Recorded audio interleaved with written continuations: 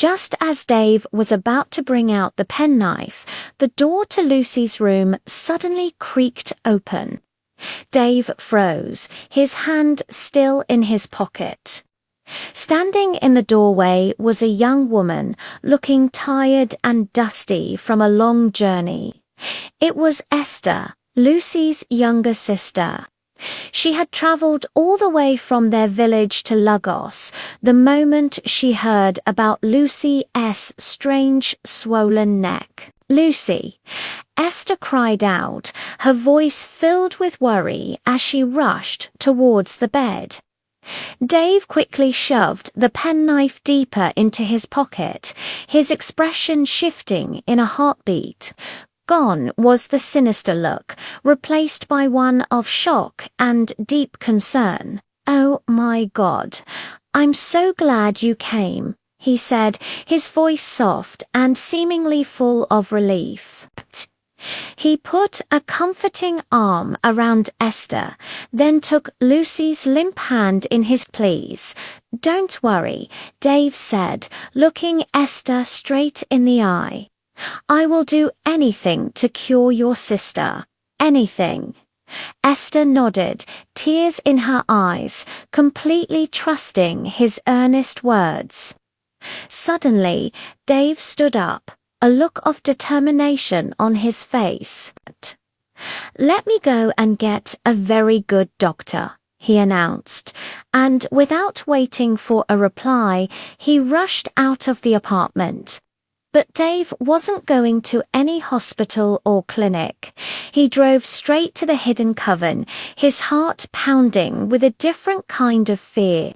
He fell to his knees before the Queen Goddess, his head bowed low. "Please," Dave begged, his voice trembling.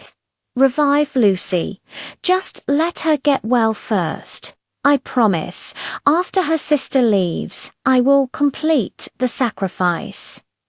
The goddess stared at him, her gaze piercing and silent. The air grew cold. After what felt like an eternity, she waved her hand dismissively.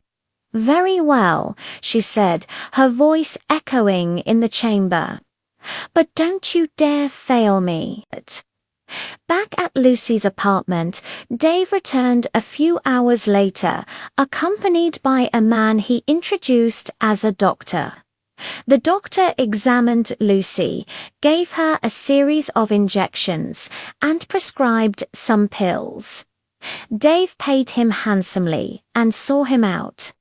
A few hours passed, and then something truly shocking happened. The grotesque swelling on Lucy's neck began to recede. Slowly but surely, it went down, until her neck returned to its normal size. Lucy gasped, taking a deep, clear breath for the first time in days. She was overjoyed, weak but ecstatic. "I can breathe again," she cried, tears of relief streaming down her face. She turned to Dave, her eyes filled with adoration. "Thank you, thank you, thank you," she repeated over and over. Her love for him, which was already strong, now felt unbreakable. What Lucy didn't know, what she couldn't possibly guess, was that her miraculous recovery had nothing to do with the doctor's pills or injections.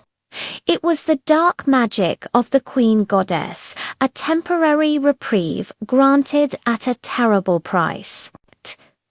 Later that evening, after Dave had left, Esther sat by Lucy's bedside.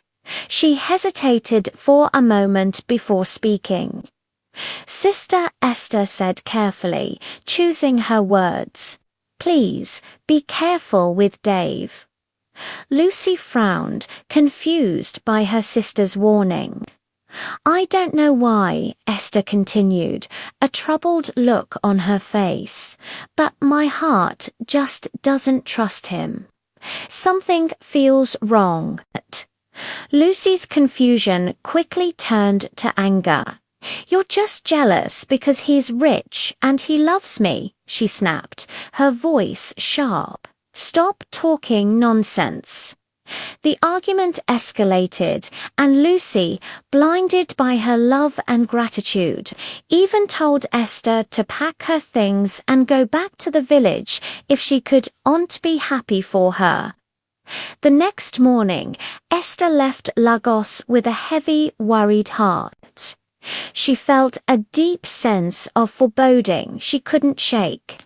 Soon after her sister's departure, Lucy, now feeling much stronger, went to spend some time at Dave's luxurious mansion to fully recover. Dave was ecstatic. Finally, the obstacle was gone. His chance had come. That night, Lucy slept peacefully in a magnificent guest room, surrounded by luxury, completely unaware of the mortal danger she was in. As the house fell silent, Dave slowly, quietly pushed open the door to her room. He moved like a shadow towards the bed where Lucy was lying, lost in her dreams. In his hand, he clutched a long, sharp knife, its blade gleaming in the faint moonlight. His eyes were cold, devoid of any love or warmth. He stood over her, raised the knife high above his head, ready to plunge it into her chest and carve out her heart. To be continued. Don't forget to subscribe and hit that notification bell so you don't miss the shocking conclusion to the mysterious necklace. Thanks for watching.